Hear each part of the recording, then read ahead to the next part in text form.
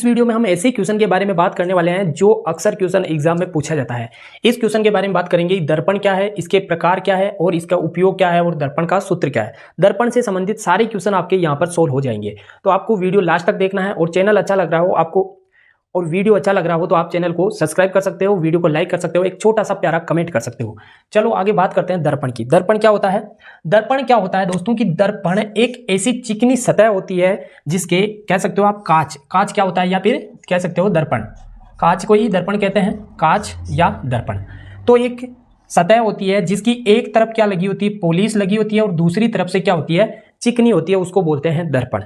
इसके ऊपर, इस दर्पण के ऊपर प्रकाश गिरता है और प्रकाश गिरने से क्या होता है, प्रकाश का परावर्तन होता है। क्या होता है? प्रकाश का परावर्तन देखने को मिलता है। बात करें दर्पण की तो दर्पण देखने को आपको तीन प्रकार के मिलेंगे। कैसे कैसे? एक तो आपको सीधा सिंपल मिलेगा जिसको बोलते हैं समतल दर्पण, समतल दर्पण। एक तो मिलेगा समतल दर्पण और एक दर्पण मिलेगा आपको किस प्रकार का, उत्तल दर्पण। कैसा दर्पण? उत्तल दर्पण। तो ये प्रकार हो गए, पहला प्रकार ये हो गया, दूसरा ये हो रहे, तीसरा ये अवतल दर्पण। उत्तल, अवतल और समतल। समतल किसे कहते हैं? जिस पर हम रोजाना अपनी कंघी करते हैं, जो कंघी करते हैं बाल देखने के लिए या चेहरा देखने के लिए जो काम में लिया जाता है वो कौन सा है? समतल दर्पण। उत्तल दर्पण क्या होता है इसको देखते हैं। उत्तल शब्द से ही पता चल रहा है, उत्त का मतलब कहीं ना कहीं बाहर निकला हुआ। बाहर कैसे? ऐसे एक सतह पर तो क्या होगा, पॉलिश होगी। एक सतह पर तो क्या है, पॉलिश है, परंतु क्या होगा, ये बीच से उभरा हुआ होगा। उभरा हुआ का मतलब जहां से आप चेहरा देख रहे हो वहां से बाहर निकला हुआ आपको देखने को मिलेगा। इसको बोलते हैं क्या बोलते हैं इसको बोलते हैं उत्तल दर्पण। क्या बोलते हैं? उत्तल दर्पण।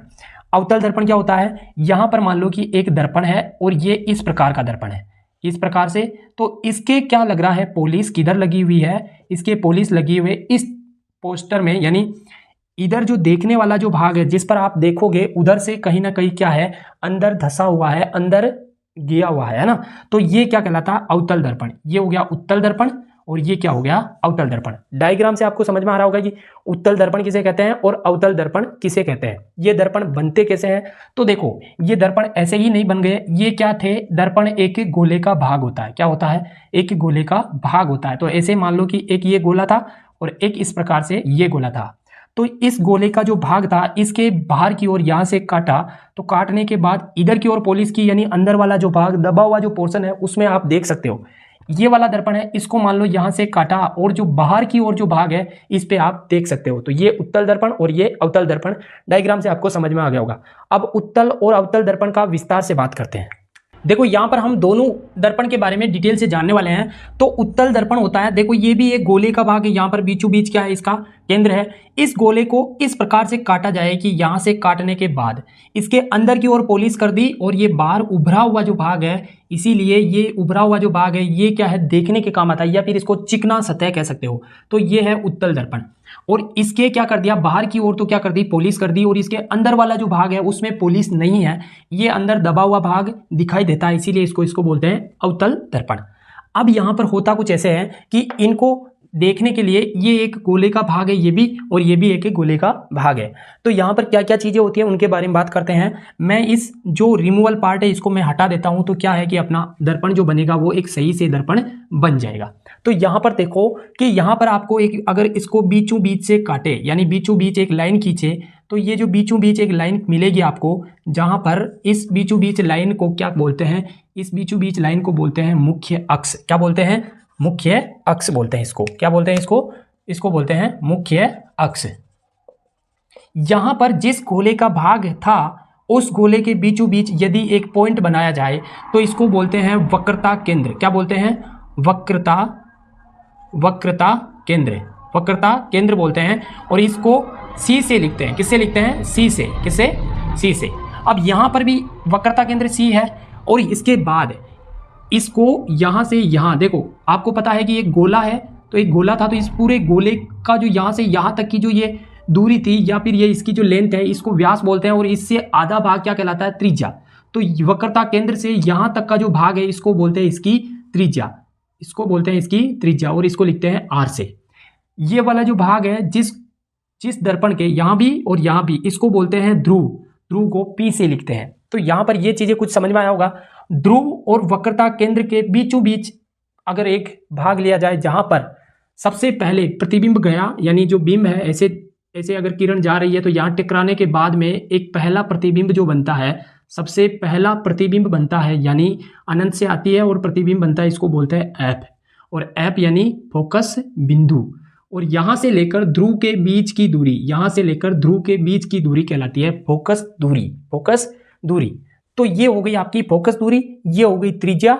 अब यहां पर एक चीज आपको समझनी है, यहां पर एक क्वेश्चन पूछा जाता है फोकस दूरी और त्रिज्या में क्या संबंध है। फोकस दूरी को हमने एफ से लिखा और त्रिज्या को हमने आर से लिखा। किससे? ये है फोकस दूरी, फोकस दूरी, और ये है अपना त्रिज्या।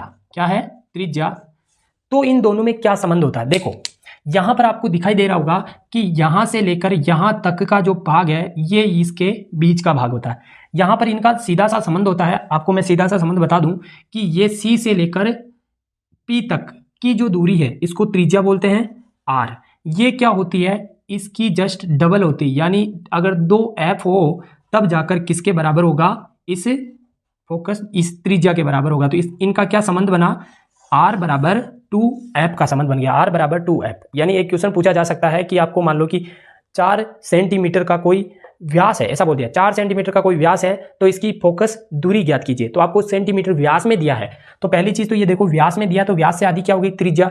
और त्रिज्या का फिर आधा, यानी त्रिज्या का फिर आधा कितना? त्रिज्या का आधा कितना क्या हो गया? फोकस दूरी हो गई। तो यहां पर 1 सेंटीमीटर आपका आंसर आ जाएगा। ऐसे क्वेश्चन पूछे जाते हैं छोटे छोटे, उनका आपको आंसर देना होता है। अब बात करते हैं, ये चीजें कुछ तो आपको समझ में आ गई है। अब बात करते हैं इनके उपयोग क्या है। ये उत्तल दर्पण है, ये अवतल दर्पण है। इनका उपयोग कहाँ होता है? इनका उपयोग कहाँ होता है? उत्तल दर्पण का उपयोग होता है, आपको उत्तल दर्पण से आपको याद रखना है, इसमें चीजें छोटी दिखाई देती है, चीजें छोटी दिखाई देती है। अगर मान लो आपको गाड़ी के कांच देखे होंगे, गाड़ी के जो साइड में कांच लगे होते हैं, वो जो कांच बने होते हैं वो किसके बने होते हैं? उत्तल दर्पण के, है ना। और इसके अलावा आपने जो कुछ ऐसी जगह जहां पर जैसे मान लो कि आपको कोई रनवे है, यहाँ पर एक बड़ी सी बिल्डिंग है ना, ये एक बिल्डिंग है और इधर से एक रास्ता जा रहा है, इधर से भी एक रास्ता आ रहा है, तो यहाँ पर एक सूचक लगाया जाता है, यानी किसी गाड़ी को देखने के लिए या इधर से कोई गाड़ी आ रही है या नहीं, तो इसको देखने के लिए यहाँ पर एक ये लगाया जाता है कांच। ये भी क्या होता है? रोड की सूचना देने के लिए कांच लगाया जाता है। सिटियों में होता है, बड़ी बड़ी में। हमारे गाँव में तो देखो है भी नहीं है। हमारे गाँव में तो सड़कों के जो साइड में होते हैं बड़े बड़े ये लगे होते हैं, उनके नाम वगैरह, उनको भी बच्चे तोड़ जाते हैं, कुछ भी कर जाते हैं, तो इनका तो छोड़ो। तो ये कांच होते हैं। या फिर आप याद रख लेना जो साइड ग्लास होते हैं वो किसके बने होते हैं? उत्तल लेंस के, सॉरी उत्तल दर्पण के। अवतल दर्पण कहाँ काम आता है? ये बहुत काम आता है और ये देखने को मिलेगा आपको टॉर्च में, टॉर्च बोले तो जो आपकी बैटरी होती है उसमें। इसके अलावा देखने को मिलेगा आपको दंत चिकित्सक में, है ना। जो दांत होते हैं, कभी मान लो कि आपके कोई दांत खराब हो गए या कुछ भी हो गया तो आप दंत चिकित्सा में जाओगे, वहां पर जो वो है आपके दांतों को ऐसे अंदर की ओर ऐसे लगा कर देखेगा कांच से कि इसके दांत कैसे सड़े हुए हैं, क्या हो रहे हैं, तो उसको देखने के लिए काम में करेगा कौन? अवतल दर्पण। इसके अलावा ये आपको देखने को मिलेगा गाड़ी की जो आगे की लाइट होती है, आगे की जो लाइट होती है जिसमें फोकस गिरता है ना। कुछ लोग होते हैं जो फोकस को ऊपर नीचे करते रहते हैं, तो वो ऊपर नीचे जो फोकस होता है लाइट को भेजने का काम करता है, वो वहां पर लगा होता है अवतल दर्पण। इसके अलावा और भी इसका परमाणु भट्टियों में उपयोग होता है। परमाणु भट्टियों में भट्टियां होती है ना बड़ी बड़ी, उनमें इसका उपयोग होता है। तो बहुत सारे उपयोग देखने को मिल जाएंगे आपको, ये कुछ आपको याद रखने हैं। अब बात करते हैं दर्पण सूत्र की। दर्पण सूत्र क्या होता है? जैसे इसके लिए एक बार के लिए समझ लीजिए कि एक मान लो कि कोई आपके पास ये एक दर्पण है ना, ये एक दर्पण ले लिया आपने और इधर से ये कैसा दर्पण है? तो ये है अवतल दर्पण, है ना। तो इसके मध्य में आपने समझ लिया कि इसके मध्य में क्या होती है? मुख्य अक्ष, है ना। मुख्य अक्ष यहाँ पर होता है P और इसके यहाँ पर क्या होता है? वक्रता केंद्र C और यहाँ पर है ये फोकस बिंदु।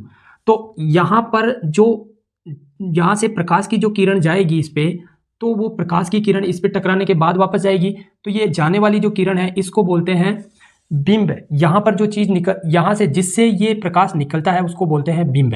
ये टक्कर खाने के बाद जहाँ पर जाकर ये किसी दूसरी वाली किरण आएगी, एक मान लो एक किरण ये जा रही है और इसी के साइज में एक किरण और है जो यहाँ से जा रही है ना, तो ये किरण जो जा रही है ये जहाँ पर आपको मिलेगी, ये किरण जहाँ पर आपको मिलती हुई नजर आएगी इसको बोलते हैं प्रतिबिंब। क्या बोलते हैं? प्रतिबिंब।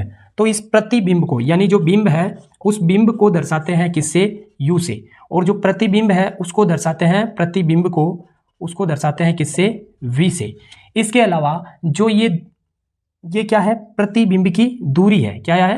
प्रतिबिंब की दूरी है और ये क्या है, बिंब की दूरी है। मान लो कि ये बिंब की दूरी यहाँ से लेकर यहाँ तक है तो इसको बोलते हैं u, और ये प्रतिबिंब की दूरी कहाँ से है, यहाँ से लेकर यहाँ तक है तो इसको बोलते हैं v।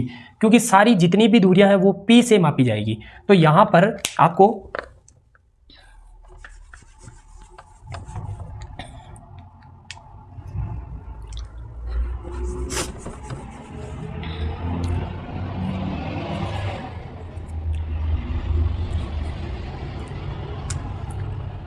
तो दर्पण सूत्र के लिए आपको क्या करना पड़ेगा, देखना पड़ेगा कि एक बार बिंब, प्रतिबिंब और फोकस दूरी क्या होती है।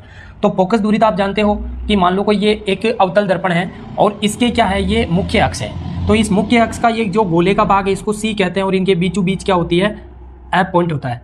और यहाँ की जो ये दूरी है इस पी से, देखो सदैव जो दूरियां मापी जाएगी वो सिर्फ पी से मापी जाएगी।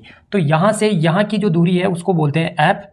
और अगर मान लो कोई यहाँ पर एक बल्ब जला हुआ है और इस बल्ब से क्या निकल रही है, लाइट निकल रही है। क्या निकल रही है, लाइट। तो ये लाइट यहाँ से टकराने के बाद क्या करेगी, वापस इधर आएगी, है ना, इधर आएगी। तो ये इधर जाने वाली लाइट है टकराने के बाद, है ना, परावर्तन समझ चुके हो। ये गई और ये टकराने के बाद इधर जा रही है। मान लो कि यहाँ से एक लाइट, एक किरण और निकलती है और वो किरण निकलती है इधर से टकराने के लिए यहाँ से। तो यहाँ से टकराने के बाद ये मान लो वापस जा रही है इसी दिशा में। तो ये जो दिखाई दे रही है आपको, ये जो जगह दिखाई दे रही है ये क्या कहलाएगा, ये जो मिलने वाली जगह है दो किरणें, वो कहलाएगा आपका प्रतिबिंब। क्या कहलाएगा, प्रतिबिंब। इस प्रतिबिंब की यहाँ से लेकर इस P के बीच वाली दूरी, यहाँ से ये वाली दूरी, इसको बोलते हैं V। क्या बोलते हैं, V। तो यहाँ पर तीन चीजें हैं, एक तो है प्रतिबिंब की दूरी, प्रतिबिंब दूरी, एक है अपना बिंब दूरी, एक है फोकस दूरी। इन तीनों के बीच में जो संबंध है उसी को ही क्या बोलते हैं, उसको बोलते हैं क्या, दर्पण सूत्र। और उनका क्या संबंध होता है इसको देखते हैं। इसका सीधा सा संबंध होता है 1/f बराबर 1/v प्लस 1/u। ये होता है किसके लिए, दर्पण के लिए। चलते हुए साथ ही एक बार इसका भी देख लेते हैं, लेंस का 1/f बराबर 1/v माइनस 1/u। ये होता है किसके लिए, लेंस के लिए। किसके लिए, लेंस के लिए, जो अगर इसके लिए, लेंस के लिए। तो ये एक सूत्र है, इसके माध्यम से क्वेश्चन का आंसर दिया जाता है। आशा करता हूं कि ये क्वेश्चन जो आपको दिखाई गया है इसका आंसर आपको अच्छे से सेटिस्फाइड होंगे और अच्छे से समझ में आया होगा। अगर समझ में आ रहा है तो वीडियो को लाइक कीजिए, चैनल को सब्सक्राइब कीजिए। आपका मोटिवेशन ही हमारा मोटिवेशन है। हमें आप अच्छे कमेंट करके अगर मोटिवेट करते हो तो हम और भी अच्छे वीडियोज लाने का प्रयत्न करेंगे। थैंक यू, मिलते हैं नेक्स्ट वीडियो में। धन्यवाद, जय हिंद, जय भारत।